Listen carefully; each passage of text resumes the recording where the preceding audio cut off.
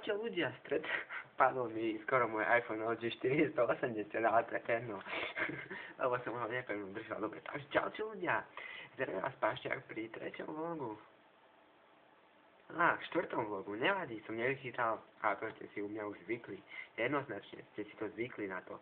Ste si na to zvykli, áno, zvykli. Takže, čo by som vám chcel dneska povedať? Dneska by som chcel povedať niečo o ženách. O takých pekných ženách. Každá tretia bola pekná, čo mi dneska písala. A písali mi len dve. A to je podľa mňa jedno.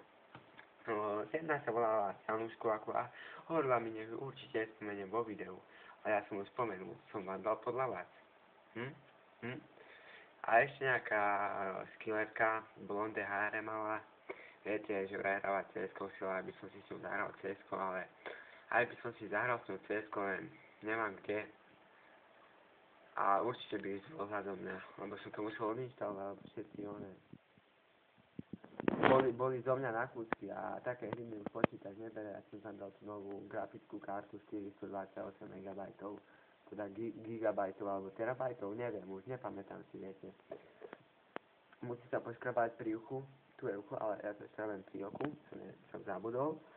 A ďalej, čo by som vám chcel ešte dneska povedať? No, včera som sa zahral na toho malého Vandala. Neposlúchol som môjho ocka, viete. Kázal mi, aby som išiel spať o 10. a ja som išiel spať o nejakej pol 12. Potom vstrol do izby, jak nejaká FBI páta. Došiel a vytiahol mi to železníky. No čo by ste mi na to povedali? Dobre, si idem spať. To som povedal. Mysleli ste si, že sa zahrám na nejakého trestňaka, ale ja som sa nespravil. A dneska tu môžem byť do 9. takže rýchlo sa ponáhľam, aby som ten vlog stihol vydať.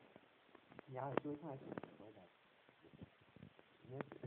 Dneska som v škole nevedel písomky a ja som vynaliezavý človek a spravil som si ťahať. Dneska nám donesla pani učiteľka z angličtiny opravené písomky. Skúste si typnúť, že som dostal. Dole v komentároch to môžete kľudne písať, viete? Normálne ja sa nenahnevam. Nemal som jednotku, to vám určite môžem garantovať, lebo ja som neviem tých fľož, ako by ste si mysleli o mňa, aj keď tak vyzerám nejaká kocka, ale nie som kocka, popravde. Takto, nechodím na Párovské gymnázium, ani v Jelonca do školy nechodím, ale čo si, ja ani Jelonec, ani neviem, ja som z Lefantovec, viete, Takže, a ešte takto na záver videa by som sa vám chcel poďakovať za to, že sme presiahli hranicu 10 odberov. Takže veľmi pekne vám ďakujem a všetci vám multikujem, ktorí ste mi dali odber. Myslím, že vás tam mám už 13. Keď bude 50 odberov, tak určite dám nejaký špeciál. Všetci zo mňa určite vlnete a z týchto videí.